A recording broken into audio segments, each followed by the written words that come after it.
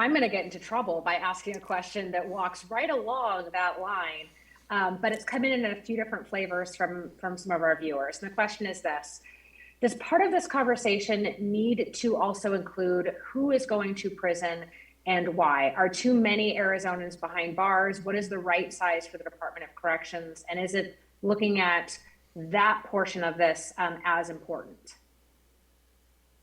It clearly is. Oh, it clearly is. You know, Mr. Blackman and I have been working on earned credit release issues since the first day he and I met. I think we started talking about that just shortly after we both joined the legislature. You can't talk about the operation of a department that incarcerates, that houses people who are sentenced to prison, without talking about who's in that prison and why they're in that prison. Absolutely, earned release credits are part of the reform process. Mr. Blackman touched upon this earlier. Part of the accountability process is designed to help support sentencing reform along a different path, because we need to quantify these issues. We need to quantify staffing. We need to quantify how effective the department is or isn't when it comes to rehabilitation. I think it's well documented that we have huge issues there. And we need to go back and take a look at what the state is spending on in terms of who we're sending to prison and why we're sending them to prison, right? So absolutely, that's an issue that it goes hand in hand with reform. What's the point of fixing the department if you're just going to keep forcing it to deal with these unreasonably large numbers of incarcerated persons who are being sentenced to prison for nonviolent offenses? Yeah, I agree. We have to look at the demographic background of the folks that are in prison right now. In Arizona, we have less than 3% Black American in Arizona. However, we're taking up about 1.5% of the folks that are in our prison systems here in Arizona. If we look across the country, per capita, Arizona locks up more people than any other place in the country. So we are definitely doing something wrong there when we are locking up more people than the rest of the country. Now, of course, that has decreased because of COVID and the things I've said before. However, when things get back to normal, when life gets back to normal, you know, I would dare say we will see an increase of population in prisons, and we'll see an increase of the demographic backgrounds that we need to identify. I'm running a bill, and Representative Rodriguez, he co-sponsored this bill with me last, the data bill, so we can collect data.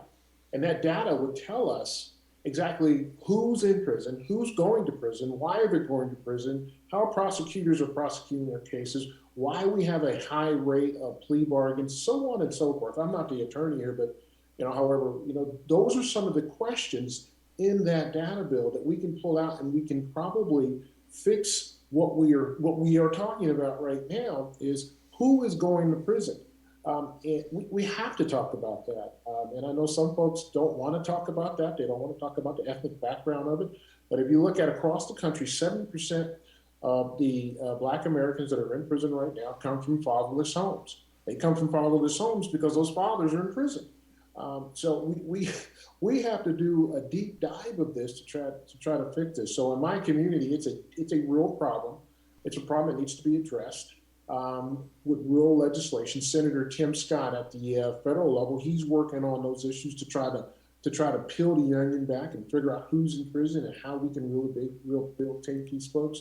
And we don't need to be an outlier anymore in the country. Arizona, every time I have a conversation with someone across the country about prison reform, the first thing that comes out of their mouth is, well, Arizona's an outlier on this. Arizona's an outlier on this. I feel like the redheaded stepchild. And I have nothing against people with red hair, but we need to become part of what's going on in 2021 instead of living in an archaic time and just throwing people in prison and not fixing the problem. So I would like to see that corrected as we move forward. It takes courage, folks. It takes courage for a state to take a hard look at itself and what it's done and how it's treated its own citizens when it comes to prison sentences. Some folks aren't comfortable with it because they start to think that, hey, you're blaming me, or you're saying that I'm a racist, or you're saying I'm this, that, or the other.